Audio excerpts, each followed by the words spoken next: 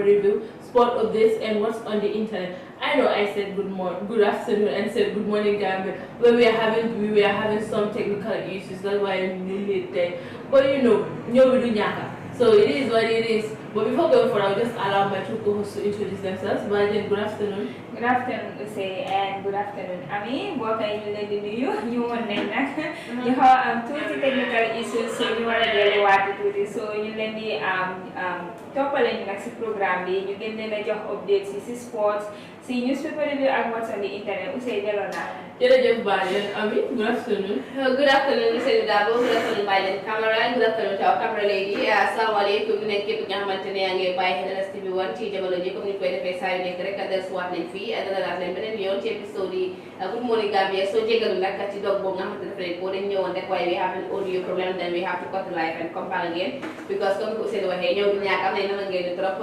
We have interesting topics on the newspaper te dina leen jinja bi nga xamante ne lépp li nga xamante ne mu ngi fii xew ci newspaper nañ leen ko andil ma am fa dara nekk leen ci wàllum kayit xibaar yi su ko defee ñu wax leen dem leen ci kanam tuuti rek ñu andil leen ko Ousseynou. Jërëjëf Ami, so come on, don't Ousseynou. As long as there is interesting stuff on the newspaper. I don't give you back. No, don't. You know, mana suma gis pa na dañ bëgg a kaa. Okay. Te xam naa ne askan wi ñu leen a bëgg a kaa. So don't tell me I will say back to you. Back to you, Ami now. Okay, thank you so much. Since Jama go ahead, thank you so much. Today we continue with today's program. Beginning with the newspaper review from the Standard newspaper, the first story. Sano wants Kande to accept Barrow's victory first before meeting him. This is to Sano, an NPP supporter, and has urged the Gambian Democratic Congress Party leader, who is Mama Kande, that he should publicly agree or publicly congratulate President Adamaro on his victory of the December 4th presidential election, because Mama Kande was one of the people who disagreed with the December 4th presidential elections. And according to Mama Kande, he wanted to speak to the president, but the request to meet him was not accepted. And then this was in an interview that he had with the Standard newspaper. But according to Dusano, maybe Mama Kande didn't take the right way to get to President Barrow, because doesn't think that President Barrow will have any grudges with Mama Kande. So there's no reason that President Barrow would reject his request, but maybe he took the wrong way. But before that, he said that if Kande wants to meet the president, he should apologize. Oh, sorry, he should congratulate publicly before meeting President Barrow. He said this is not how to call it. This is not a condition he's laying on him, but he's requesting him to publicly announce his recognition of the President Adam Barrow as the President of the Gambia. But Mama Kande said nothing is going to change his stand as long as he's concerned, because he has not agreed with the December 4th presidential election, because he said it was not free and fair and it was not transparent. So Lusano is saying that he should now publicly announced that he agreed with the result. What do you have to say about that, if you understand what I said? Nah, we say Gambian, we all agree. Gambian, yeah. The root of Gambian, it's the political arena. It's very interesting. Like, we all had Ousseynou Dabo, the party leader of UDP, and Mama Kande, party leader of GDC, and then turn around leader. Yes. Disagreed or reject the 2021 presidential election results. And today, Mama Kande wants to meet President Adam Barrow. Do you think, like, that wasn't a surprise, because, like, what Mama Kande did, Mama Kande was trying to meet President Adam Barrow. That was not public. Saying Adam Barrow rejects the meeting. It's not Adam who rejects it. According to Dusano, it's not Adam. According to Dusano said if Mama Kande did the right route. But Mama Kande said he followed the right procedures to the President Adam, but it was rejected. What he wanted to do is to talk to Adam regarding the state issues and nothing else, not seeking proposition or anything else. All he wanted to do is advise the President when it comes to national issues. Yes, Mama Kande is a very prominent person. And I don't think Mama Kande will take the right procedures to meet President Adam Barrow. Adam Barrow is not anybody like me that you will just meet at Sarakuda or Tabokoda. Okay. You understand? You have procedures to follow to, to meet President Adam Barrow. And I think Mama Kande knows better. So I don't think among the right way in there. But the thing is, Mama Kande wanted to meet Aaron Barrow. That wasn't public. Did he announce it publicly? I don't think he needs to announce it because exactly. But now everyone has the right to be the president. Yes. I don't think it is necessary for you to come public and say yes, people I want to be the president. No, what I'm trying to tell you is when he had that intention to meet Aaron Barrow, that wasn't made public. Okay. Now Aaron Barrow or someone else rejects meeting. I don't think that should be public because it's the we are talking about the government, and you know you didn't agree that this thing is then you have to get off the president and the current government. Then I still stand on my ground. You understand? You said something. No, I don't borrow. Yeah, no, I don't borrow the president. And you still say you stand on your ground. Why would you go to President Adama to do that? Yeah, he didn't say that he didn't know what I President Barrow as a president, but he did say that he didn't accept this. So I don't know what he means by that. If you don't accept the presidential election, what is it? Yeah, you're saying no, because if you accept it, you will still you don't need to even meet personal Barrow to address personal issues. There you have a press conference that people follow.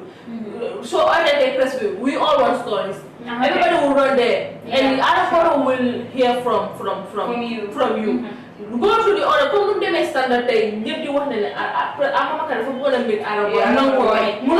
Standard I have my own point of view regarding the national development. You have so many according to you, what you wanted to say the president, people have just said it publicly or even not to the newspaper. You want to say something that Google or maybe publicly they write a letter and send it to the president. I don't think they will reject it. You are a political party leader and you have right as a Gambian. And I don't see any even to respond to this. But at least you're free and free, and I don't even think if it is secret, I don't think it should be secret. So why would it's national development issue. I don't think it should be a big deal. And that shouldn't be even talk so that I'm discussing. No. And so it is what you what's your take?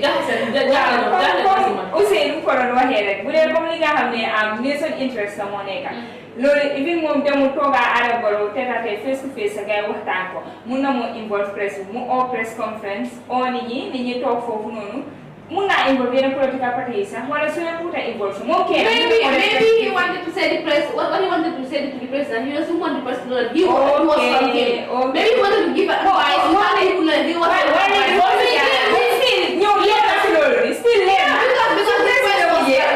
the press was rejected, so maybe that's why he did now.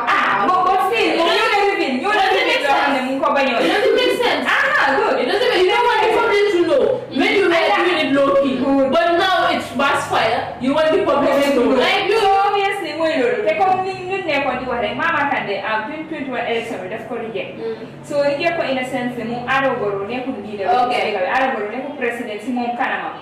Because ku munta jehe publicly mu lo gene yo ngane congratulate the president president bu tok ben tay yu ministre yangi tie foti. So the president am na reasons mo ta lu tax mom tam mun ko gis ci jël ci mom sax because lu nekk am na yoon bu dee dem mun na am yoon boobu ñoo gis ne it's not necessary pour moom mu war a toog gaa war a discuss loolu mun na moo dem ëppul wax ko gis nga bu affaire si demee ba mu xam ne waa léegi tey war a dogal leeral things si ne dama bëggoon pour ñu waxtaan lu dëkk bi moo demee loolu it's very simple mun ngaa involve media bi nit ñi dégg this thing is very clear and everything it might be there is another motive behind it than just meeting for national development. You understand? Okay. We live in the Gambia. We know how the politics work. Yeah. Let's see. During the presidential election campaign, Adam Barrow, Usain Dabo, Mama Kande, Esa Beifal, they never sat on one platform to talk about national development. Yeah. But they Esa Fall, so they were better rally. Look forward. Adam Barrow for the next day to another land. How do they hear it? I don't know. Through the media. Through the media. And people, Adam Barrow is the president. Look how Gambia, how much over here, they were push us to be on the LSTV, yet not push us on the LSTV. So Adam Barrow, so Maki get it. Even so, none of this audio, let it circulate. Like, Mama is not just anybody. Mama is a political party. You understand? Party leader. You understand? So get the audio. Like this audio is the first time you even have access to they have linked to me, pushing and pulling regarding politics. They never start. Come after the defeat. After 2016. After 2016, do they talk? But now you need to blast it on during the campaign. Kilo mo last campaign. You know what I'm telling you is, I don't know what I'm saying. Party leader of UDP. So that way they lead. I don't borrow the Nangam Sang, I don't borrow sweet up born with. How? So I don't think it was necessary. Like we wanted to meet the President Loki. We were aware. So they rejected it. I don't think you should. There is more motive behind it because I don't think you should take it as a big deal. Big deal. Okay, we still move. We move to another story. My say is Borough government must law abide in Gambia. In Gambia's case, Gambian history. This is by Fati, leader of the Gambia Moral Congress. I want to make this on any book on the changing last elections. And now this is a new board to now President Barrow. And now he said that Gambia, President Adam Barrow is the President Adam Barrow's government is most law abiding government in the history of the Gambia, and he was speaking in responding to questions on the controversial land issue regarding the government and the GOHMM, which is how to call it, Federal Gomez and the crew, which was regarding that land issue. And he said the state have faced so many court orders at which they obeyed. And now that the court has also given another judgment regarding that case, he said he cannot give any comment, but he knows that President Adam Barrow's government is the most law-abiding government because it's like you bring a court budget the state budget for win against the state and all so many cases in and it was against the state and the state agreed with the order of the court and his president he's one of the most law-abiding governments in the history of the country. Do you agree with that? One of the most. One of the most. He said it's the most. He doesn't say one of the most. It's the most since independence. So what he said. He said Barrow's government is the most law-abiding government in the Gambia since independence. What? That from me, I'm a party said that. He's speaking in his lawsuit because he's a lawyer. Okay, now let's go. I like when I say this, people will like Canada citizen and all stuff. Then these politicians are there for themselves. You understand? The political arena is almost done. Now everybody wants something to gain from what it is. But it is what it is. But for me, I was not on the Jawara Mundo Neka president. I was not there. Yeah, how to walk on? Never do what it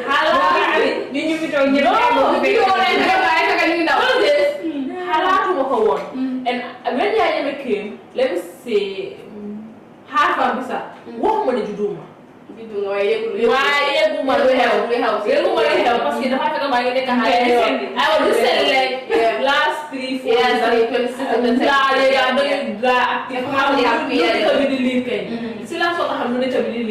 but what I had through Barrow's Jawara's regime, I think I'm sorry, but you are wrong because most peaceful regime. But it is a law abiding because the new state is called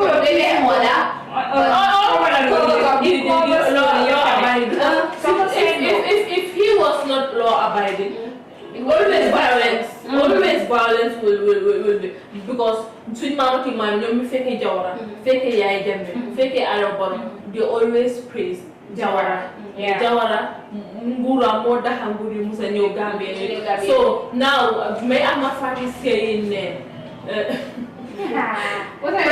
current government is the most law-abiding. I don't understand what this one is trying to say regarding the federal government's issue, because normally he doesn't have any comments because he doesn't understand the case here, so he's not going to say comment on behalf of the government. Okay, don't you think? But according to the past cases that were laid against the government, the state, which is the Yakuba Jete and and so many cases in the new one.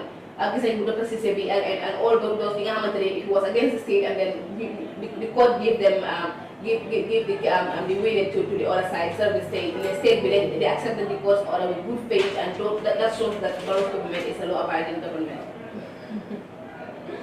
But let's see, like I was trying to tell you, he doesn't know what's conspired between the state and the federal government. Yeah. Don't you think it was necessary for him to take a break and check the That's what he said. He said he will check. Yes, I want to it again. Yes, he should. And before saying before because this thing is mind blowing. I don't know about the last cases, but this current one, it's mind blowing. The court gave its order. I'll come to the next person regarding that. Thank you. But what do you have to stop? This of justice, I'm getting the person regarding that, and it's very. No, let me go there. So far, duma mun a wax si mbiri government Jawara lu bari si lu ma dee dégg rek dégg naa ne moom mooy the most peaceful regime boo xam ne Gambia am nañ ko so compared to Jammeh kooku moom ñëpp xam nañ moom yeah so bii tamit nag at least you ngi gis a little bit difference in a sense ne am na yenn case yu amoon state bi ñàkkaloon nañ leen ñu windloo seen opposition party waa te loolu nekkoon na loo xam ne loolu baax na but still su gaa continuer judiciaire su continuer loolu ñu ngi def lu baax loo bi seetul kenn seetul président seetul ku ñaaka so nañ di àtte rek mu fair free and fair loolu la loo bi xam su continuer loolu daal benn problème bu mu sa am so mooy loolu nag amee continuer ñu si président dafa mel ni su ma xaaral dégg calm down. Anyways, we move to the other story, and queries Tangra's continued absence on deportation matters. This is Minister Tangra, Minister of Foreign Affairs. We have negotiated Karange bi réew mi wala ñi nga xamante ñooy dem ak dikk ci réew mi Mamadou Tangara moom nag niki démb yesterday they were called at the National Assembly, him and the current Vice President and also the Minister of Interior. They were called at the National Assembly to answer some questions regarding the deportation of some Gambians, especially in Germany. I'm going to sanction Gambians regarding the guys and state of Germany. And the National Assembly had a committee regarding that, and they called the Minister of Foreign Affairs, Minister of Tourism, Minister of Interior, and the Vice President to be present and answer some questions of the National Assembly members. But the Minister Tangara was absent, and some of the National Assembly members, let me say the Sabah Sanjal Honorable Alhaji Babu Sise and National Assembly member Sabah Sanjal said that he's really bothered with the absence of the foreign minister because mom danaka bir mi yef ci mom la wara sukkandiku mom la wara commencer la motax mom ñew tew pour fekk nga xam la waxtaan jëmale ko ci ay doomu réew Gambie nga xam ñu ngi defoon jafe-jafe ci bitim réew. But the Vice President also said that if you see that President, the Minister of Foreign Affairs wasn't there because mom moko yoni ci beneen meeting bi nga xamantene mom mo fa wala dem but then mom fam issue ci wala def motax ñu ko represent the executive, and then they should also be given time for them to study the case if thoroughly because mom Vice President bu esta xamul du bari ci lifin bi nonu executive bi nonu and tamit interior minister bi motam ku esta. So they need time for them to study the case seriously before they can come to the National Assembly and give their take on the issue. So basically that's it regarding the deportation of Gambians. Working together with the executive to make sure that they end a solution to the problem. What do you have to say about that? Minister Tangare. It's Tangara. Tangara will come for you. Please don't go for me. I'm just asking, is it Tangara or Tangara? Tangara. Okay, I thought you said Tangare. Okay. This one says volume. So The volume. No, maybe it's one of your full TV. Yeah, the volume is good. The volume is okay. Yeah, the volume is okay. Maybe it's the volume of your phone on your TV. Please check it. What I'm trying to say is, I don't think there should be currently anything more important than this deportation issue. So I don't know why the minister was absent, but maybe he has a better. Yeah, the vice president gave the justification that Momo ko yoni fena famante Momo for neka put represent president, but then Momo them so Momo ko yoni. But this national assembly was said this is the second time they are calling the foreign minister regarding foreign issues, but then they know. And more around me. But for this one, Vice President gave an excuse on his behalf. But I don't know for the first one what was the problem, what was the reason to okay, this is the second time regarding one issue, the same issue. Yeah, regarding okay, so you are upset. Regarding one issue. Yeah. I'm gonna use something like no, I will use something. I think just like the Vice President said and communicating the Moho coach said, I think we have to limit some of our travels to make sure that we look at issues like this. Because we need to be together for we have so many things. You should before I don't know what happened, but I'm very sure it's about meeting. International meeting. It's international meeting, yeah, it's international meeting. I don't think the international meeting is more important than our citizens being deported from Germany. I'm not your hundred saying yeah, I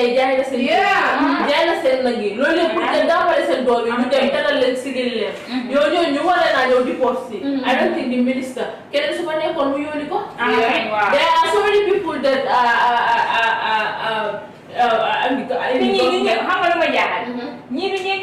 assistance from your obviously you have permanent secretaries. What are they there for? They can go and represent you in every meeting that you have and have an executive. I think it's because we have so many reasons. It's very important to the National Assembly regarding you yeah. The most sector more funny. Why would go back to them attend the room? Your meeting will get what's a permanent secretary. Yeah,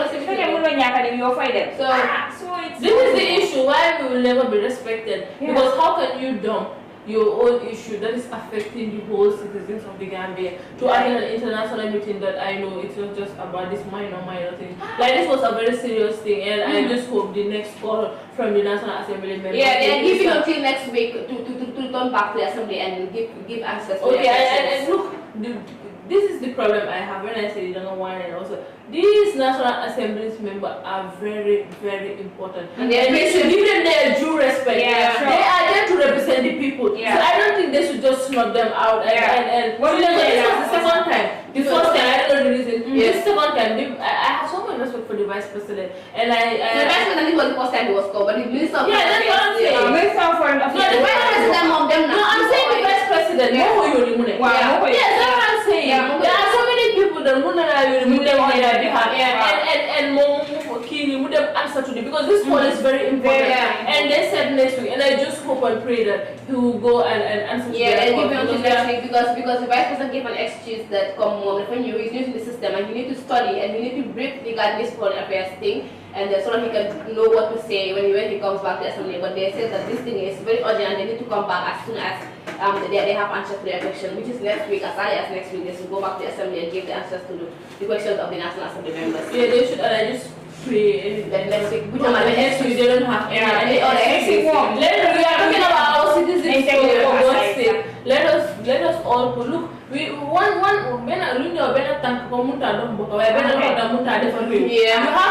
we have to work hand in glove with the government and the NAMS to push through the Gambia because we are lagging behind. This is not about we all know that we are lagging behind. So this is the minor. For some reason we think it's a minor. It's not a minor. It's a major thing. So we should pay attention and pay him to the deportation. We need a for me. Imagine that we deport 300, 400 niggas. You ask them. You go back and meet. You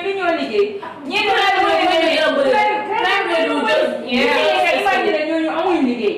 So li dafa war a nekk loo xam ne step bi suñ ko jëlee waruñ leen a oo benn yoon ñaari yoon ministre bi mu uyu si National Assembly bi lii dafa war a nekk loo xam ne daf koo itteel mu nekk lu important loo xam ne du ko wéccee ak dara lii mooy nekk first thing loo xam ne suñ ko si ooyee daf si war a jóg députation dafa bëri liggéey amul Gambie noonu ñu fi nekk sax ñu ngi coono tricoté bi yëpp youth si ñu ngi toog amul liggéey soo ñeneen ñi ñooy tam su ñëwee yokk fii nu mu amee coono bi gën a métti imagine yaa doon dem yaa ngi doon famille fii nii yow mënuloo defal gars sax ñoom luñ spend si yow yëpp ñu ñëw war laa gàddu waa asi fii ministre bi nag next week moom nga make sure ne yow nga appuyé foofu nag 2 times la oo demuloo fii moom tàngara naka la tàngara ku moo di ko def bi tàngari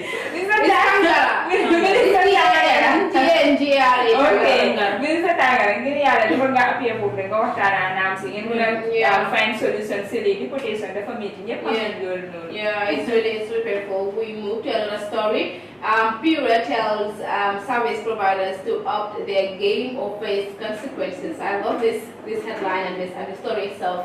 The National the Public Utility Authority, which is Pura, nga xamante ñoo seet fii lépp li nga xamante ne mooy jëm ci ñun dem kanam mooy ñu nga xam ñoo jëfandikoo they urging public service providers, which especially NAWEC and the GSM operators. Okay, you just wait, I'm coming. That they are coming to start something which is a movement that if you don't give the public quality of your services and up to expectation, they are going to sanction you, they are going to give you fines.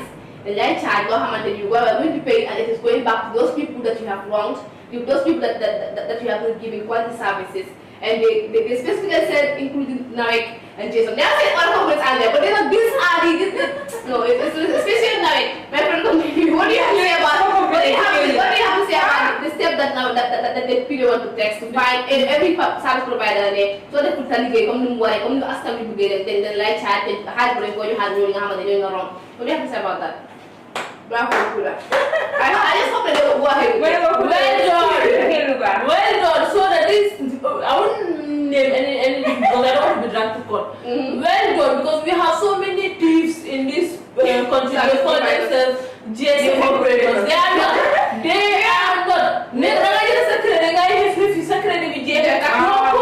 Don't text me for 10 minutes. That's what they did to me. I think that was the day before yesterday.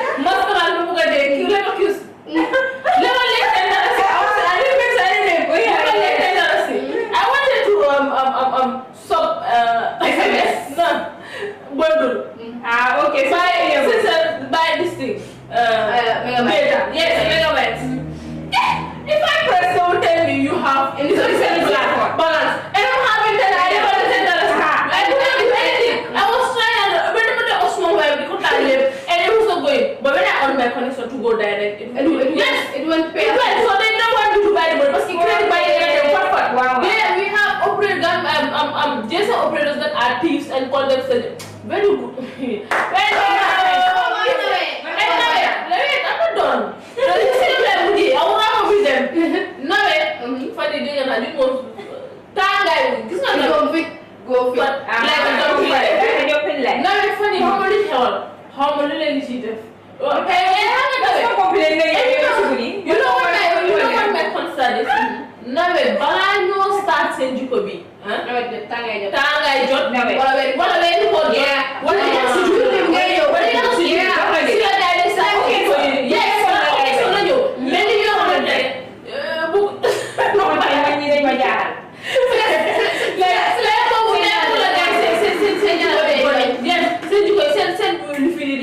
and I don't know, Pura should just call Nawek and ask them what problem does Nawek have with rain? Like what is I don't understand. So this one it's a good thing. Please help us. Your citizens are suffering. Like it's suffering. The quality network. You don't have quality network. So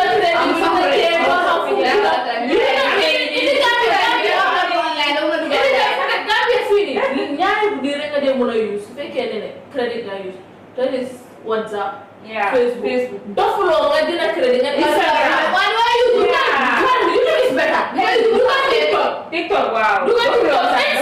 Instant. instant. They last send video Instagram. So I'm not going to about so massive. So ñeneen am wéré c'est pour ñu bëgg tuddo bo ñu do social media parce que tay social media mo taxal ñu do nga do social media nga xam ni xew but because of this data provider it's good pure de gasa ngala ba lolé wax di mom neex na ci noko torop because man de mo sama ma ngi am couple pour lay war ko couple de mo tede la mo ma fa be nelo be xam na nelo de mo sona ci office na la yobul ma courant munu ma fe be gis courant lolé yep hiinu wo yo xanga hin sa ngane kali wa mo la ma gisul hin sa te ba tay tangay ba lay ray ni tay bo le me wara me ni courant ngene de ni yobu courant lu tay bo mu te so le pare kas fo bi yo yi hicha comme no lo fa dugalon so ñe lay amu tonde nga ñu wal lay yo be ni ngene ni fa lu ni mo la dara man ma lay understand no yes we can relate yes we can relate that's why people are accusing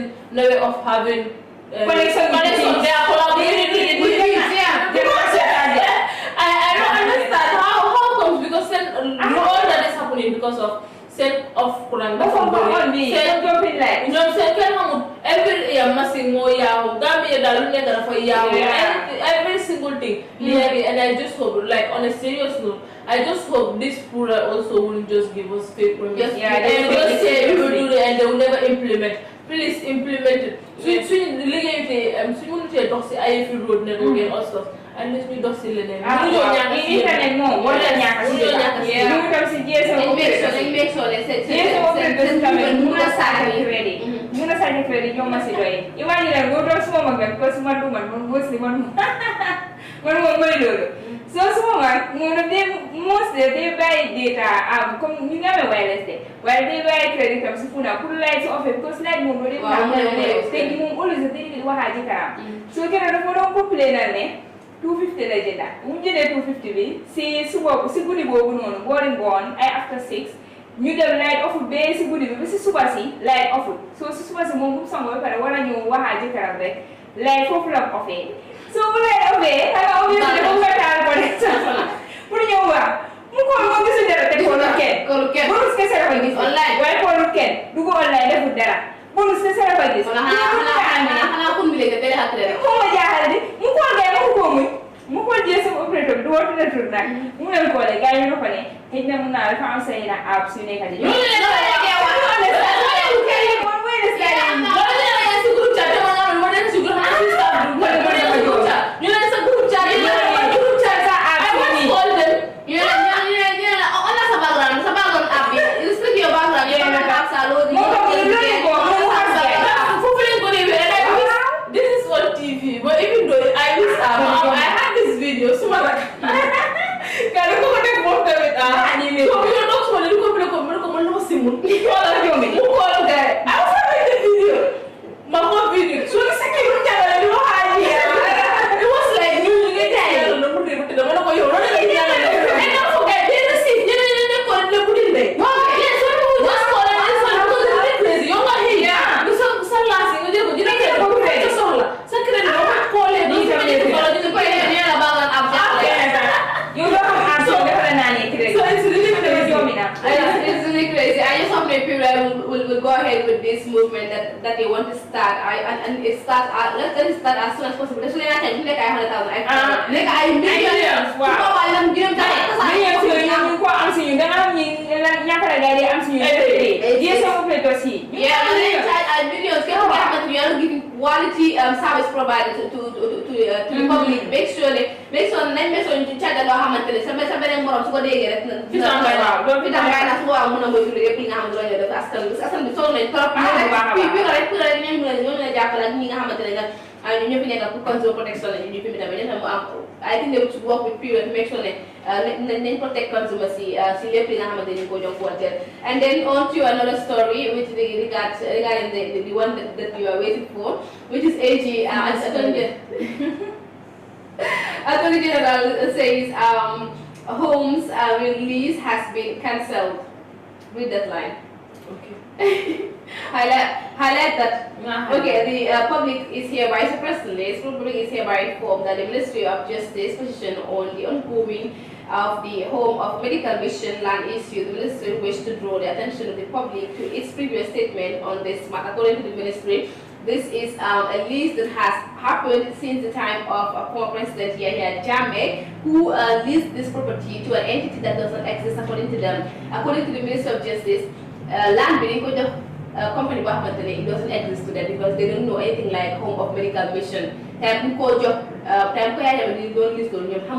list this thing. So therefore, it's also important to note that to date the only determination made by the court with regards to the issue of possession and the legality of the process of cancellation of the lease. So court but court they said that they don't have the jurisdiction to determine to contrary their forced judgment, which was I think during Jammeh's regime, and now they're saying that this lease has to be cancelled because there's nothing like home of medical mission. So the lease of the land to home of medical mission does not exist according to the ministry as far as they are concerned. So the land it belongs to the state. So I don't really have to go back Jammeh here so Jammeh can come and tell them what is home of medical mission or I don't know how things should go. But according to the Minister of Justice, in general, there's thing like home of medical mission, and then this land is the land for Nega si board tourism industry, and it belongs to the government. The government will allocate pour li nga xamante OIC road being OIC 5,000 bi nga xam ne ko def, and then the lease is thereby cancelled according to the Minister of Justice. So we have to say about that. Why are you looking at me like that? You're looking at me like I committed a crime or what? No, you didn't commit any crime. Like, okay. Then say something so I can digest this whole thing. Oh yeah. I mean, Mungani was in the 2 legs who come on a stance for me, but I said, okay, let me say the local language. Yeah. Momodu, Dana Jal, Minister of Justice, Madam Johnny Buset Artificial released a press release saying that Nyom land be called lease. Home of medical mission, company can be on that land. It was during Jammeh's regime. The Jammeh, the police company, home of medical mission. According to Dr. Tang, according to the Minister of Justice, there is nothing like home of medical mission as far as they are concerned. So therefore, the lease is cancelled because you have Hamilton home of medical mission. The land will lease loan, so there is no leasing of that land. They could lease on company book, but to him the company doesn't exist because you have Hamilton. So listen, it doesn't work. It's not and void according to him. Yeah, that's it. It is crucial to reiterate that the hope of, okay, let me read this slide. It is crucial to reiterate that hope of medical mission does not exist, and as such, any lease issued to it is null and void. Hana to ñu provide ben document bu wone ne lease on ni ko time jëmé te company police ñom non lañ tudé home of medical. I don't know whether Jammeh list it to the home of medical mission or list it to a particular person, because I think during Jammeh's time it was leased to home of medical mission. Wow. But now I think someone is claiming on his or her name. So now the Minister of Justice is saying that it is cancelled because that home of medical mission doesn't exist. But for me, like this whole thing where I said, why don't you just say something and like I don't understand. It's confusing. It's like they said the court gave an order. The home of something. What is the name? Home of medical mission. Medical mission. You come up. You understand? So how comes today there's a press release that it was a lease? It was it was a lease during from Jammeh's regime. Yeah, I never did not just give a land for nothing. Yeah. Like I don't understand what they mean by there is nothing like a home of medical mission. Yeah. So it doesn't exist. Like for me, I'll just wait and see what will happen next. What will the court order? Yeah, they are making this thing more confusing. More confusing. Like yeah, it's not like even if like those people there was nothing like home of medical care. You understand? But they have the intention and like to help out and build a hospital. I don't think there should even be distribution pool. You cannot compare a hotel and a hospital. But they said this hotel will provide employment during the construction, and if in operation, it will provide. Okay, so the home, excuse me, the home of medical care. The how they go with the I don't understand. That's what you know. The home of medical care. ñu samba ko tabax ko samba ko daal dañ ko buri from nowhere ñu teg ko no boobu tam dañ ko tabax it will create employment we have so many students studying nursing when they build a hospital it will create job employment so I don't understand what is this will create job everywhere this will create job employment home naka medical care mbangalo e man naka budi ñëw they also will create the same employment so and that will be more benefiting parce que gis nañ ne Gambia amul réputation bu bari Gambia su amee réputation amul hospital yu bari this I think this will bring a lot of impact in this society and in the Gambia at large so I don't think it's not even necessary to bring a push and pull and that value of it will create job employment it's not a valid information man de loolu jaaxal na ma kon case bi benn tey ñoom ñu see every day demoon na ñaari yoon ko ñi wil leen so lii moom it's crazy waaye foog naa tamit form of lii boobu noonu tam su ma bindee medical lii boobu dina create employment comme hotel bi tam moo create employment rek so xanaa ñoom tam benn place boobu noonu la gaa yi ay they said foofu noonu mooy it's an industrial area so I think that place is the best place kon ñii naka lañ amee document bi yóbbu ko si code bi ba code bi rule na ñi ñëw bi twice loolu de jaaxal na ma and the thing that shocked me is the list it was the first one it wasn't getting that it belongs to them but now the president said that it was a list during Jammeh's regime and there was something like waaye liste bi tam moo ne ñoo ko moom naan soo ko lisee rek yaa ko moom su ko lisee tamit moom mu naa am resources pour tabax loolu moo tax there was nothing like home American mission but it was on someone's name parce que ma jàppale jékki-jékki rek liste ko noonu without getting represent ko lisee noonu so it is what it is so I just hope nañ solve this problem amicably because otherwise man noonu dafa jaaxal ba pare why do you say it doesn't jaaxal you I said the road I'm saying found out this road why I say in general ban road your road ban mo ko ne da nga gis amu ko ni ko xool di bàyyi ko ami gis amu ko gis nga béton yi nekk si yoon bi nii yoon bi pare nii moto yi dafa daw nii na pare inshallah ñu daal we move to another story this is another story regarding the president which is the president who is accused of timber trade President Adam Barrow allegedly accused of timber trade and for many you get what he jamono ji ñu jógee woon parce que démba laa ne there was a foreigner who wanted to sue for environmental crimes regarding importation of timbers to other regions and now another person an anonymous witness has revealed this voice newspaper that another person was accused of timber trade parce que ngeen timber time jamono bi nga xamante ne di government dañ baanoon li nga xamante mooy timber transportation ci réew mi jamono boobu noonu président Adama Barrow ak yeneen three prominent officials they were still engaging on the timber business di ko yóbbu ci yeneen réew yi and then because according to them this thing the forest department doesn't know anything about it because the forest department involved actually because it requires a lot of money involved in the forest department so everything li nga xamante moo demoon si timber yooyu nga xamante mu la doon génne ci réew mi illegally it was under the president's supervision and those three officials so this is something that's really serious and need to be looked at daal gis nga bàjjen man personally dama sonn ak si lu ma ak kaayam every day about the government this one took my soul away like yesterday we were blasting someone about this timber they said how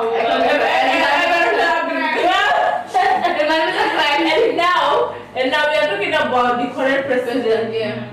I don't have much to say because it's an accusation. It's allegedly. So I can't say much about it, but I just hope it's not true. And I just hope if it is not true, I just hope the president will come out and clarify. If he doesn't want the public to take this seriously and the public to start pointing fingers at him, let him come out publicly and announce that and how these timbers were pictured because they are a number of plates here of the trucks that were carrying those. So there are evidence. And also the containers that were transporting this. All of them they are here. The evidences are here of those trucks. So if he doesn't want the entire world to start accusing of him of environmental crime like the other president. Yeah, so let me just come out and I just hope he will. Please, and when we are calling when you are calling for a president, make it different, public, so that all of us will know. And yeah. But anyway, now I don't think. I don't think it's true. This country. You don't think it's true? No. mooy loolu daal mooy loolu kenn xamul na dégg la wala du dégg nag waaye bu dee déggal tamit du dégg nga génn mu setal rek ak sa mën a xam parce moo ñaay dañ fi dégg am nañu bëgg a siiw jàmm pour loolu noonu président bi te ñëpp xam nañ ne loolu nekkul lu yomb sa ko yow nag sitting président ñu war la see suuf loolu la dina ko ko nañ ñaan bu nekk dégg rek bu nekkutee dégg tam génn mu leeral askan bi nit ñi mën a xam ne nii am yi la fa demee waaw so mooy loolu lii moom okay we moved to another story. A motorcyclist died in truck accident. This is truck here. So more recent base, I have man problem, but they are really serious. That you has been you see. They were able to get more giant club and a truck yeah, they say CC motorcyclist on Tuesday met his death in a fatal accident as he collided with a truck along the Tujerek Highway in Campos South in the West Coast region.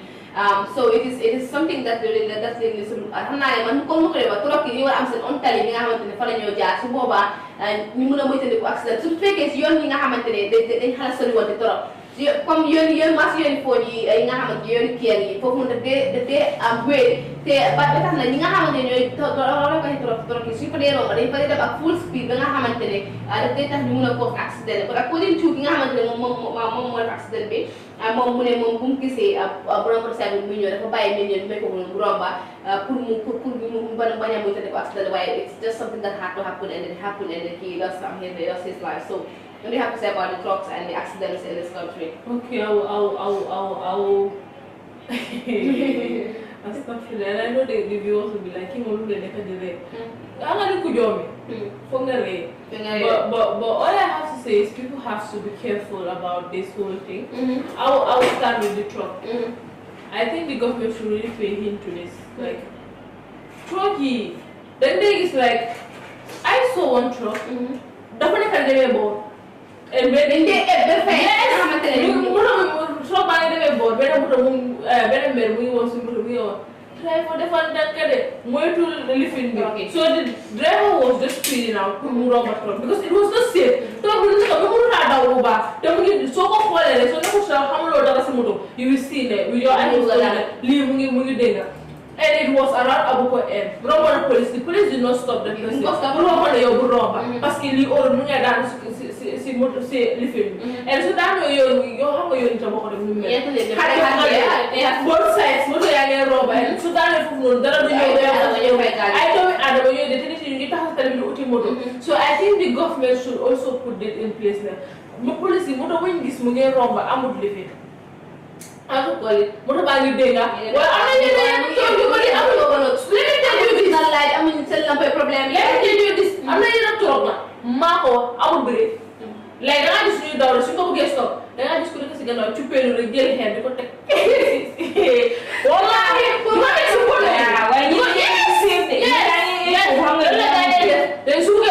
I just get to pay to get living hair because they don't have break. And they want to hear the scatter policies they can the whole motor you have to break. Move on, they get the loom the door, they then stop. The bottom right they can clear one little. They did that go. Oh my God, you don't have any protection. So they put a latana. What about Pola, who never see it? The Nala sees in Monobi, CBT.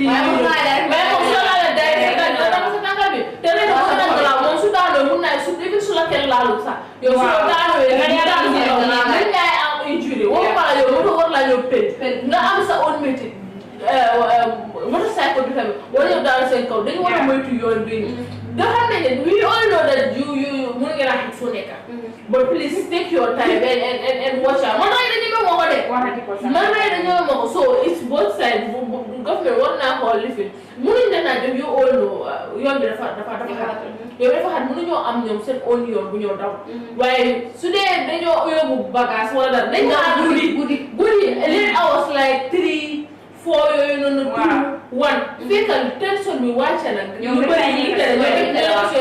ne ndaw su la nee ñu eb ba seen takkee aju si kaw waaye comme ñu right now trafic bi nu mu bloqué ñi ko ngeen dem liggéey ku nekk mu ngi doy soxla ñu leen naa bàyyi ñuy ebbe duñ mun a moto yi di demee side ñuy romba I don't think they should and ñun ne bàyyi leen xel ñoo xam ne ñu ngeen daw am seen moto yi amul break nañ xëy benn bés kaka police yi ñu xool ko am te sa moto bu ngeen daw amul break wala am na lu fa manqué ñu tege am na lu fa manqué loolu xaaj bi jeex parce que keroog sama ngi dugg moto barki dimba it was a Monday so bu ma wàccee maa ngi dugg moto bi kooku loolu amul seetu te imagine nga soo amee seetu si nga dee mun a xool nga gis beneen moto bu ñëw sa gannaaw naka la moo ñëw wala moto bu ñëw sa sideways naka la moo ñëwee so dafa am kum doon wàccee na ko moom mu ngi bëgg a eeg si kaw tali waaye xam nga foofu noonu ku nekk side bi mu ngi ñëw si slow lane bi kooku nekkuloo di ko gis bu ko side bi nga nekkee amul seet so moom man la nekk di wax because man si kanam laa toog service passengers yi la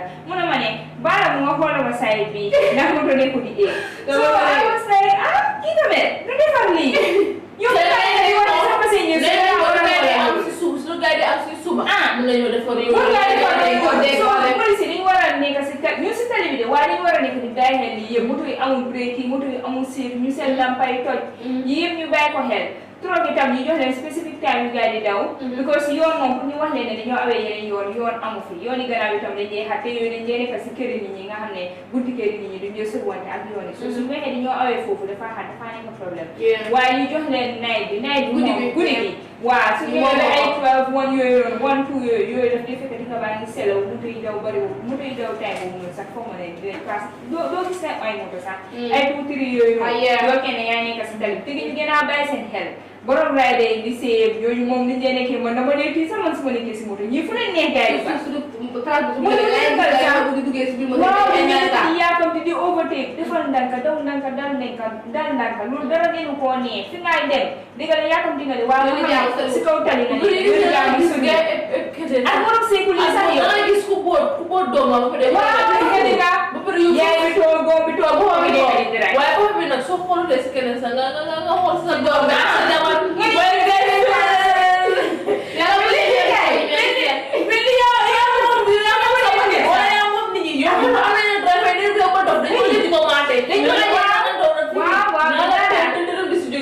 so I think you have to secure your life.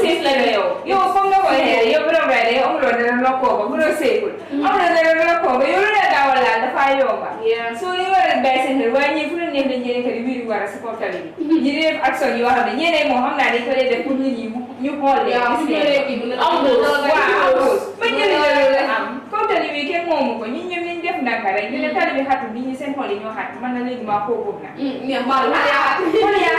Okay, thank you so much. Long one again. I'm telling you, we're going to investigate the body and then. Well, we can hear the rest of the name of So that's all. It's not all the sound in Israel, but that's those are the most interesting stories. But the one that Kumbal and Dagan is the Mama Kande. Mama Kande is trending. You know, there is this press this thing, Mary Baji. I always honor this one, so I just wake up and text, boy. I'm supposed to get ready. But it is what it is. Okay, so they're gonna give them some time in this name, Gina Bass on Saturday the Fadimon Dakar. So move on for a gold medal, and this one is saying Senegalese are eyeing her. So Senegal they want to attend for Benin International Continental Meeting in Dakar. So moving for a gold medal. So Kubina Posey, congratulations Gina, but Senegalese are eyeing her. So Lorna, is Jamayan, same town. Senegalese are eyeing her. Senegalese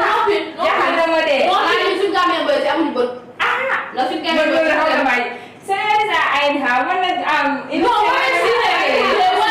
They want to take Gina. So no, you know, because I think Gina Bass has a link with Senegalese. Oh, okay. It's either the murder or something. They have a link. There was even this issue that was raised during this thing, Gina Bass Senegalese. Wow,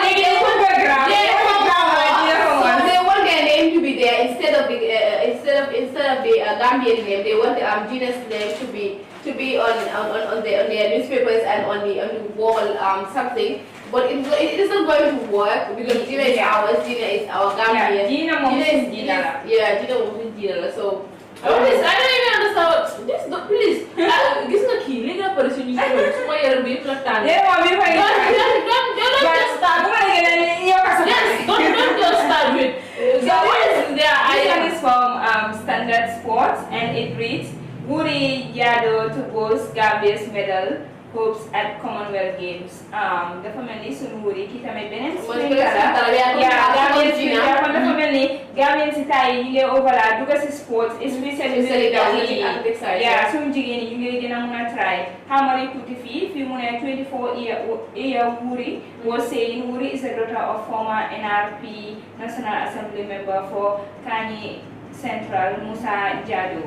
Okay, then congrats to Gambia, and I hope you will look up to Gina Bass and make sure that the definitely human could to Gambia, flat Gambia, athletics, basketball, it's going to be only on athletics. Gina Bass to Gambia when it comes to athletics, and we should have also other sports that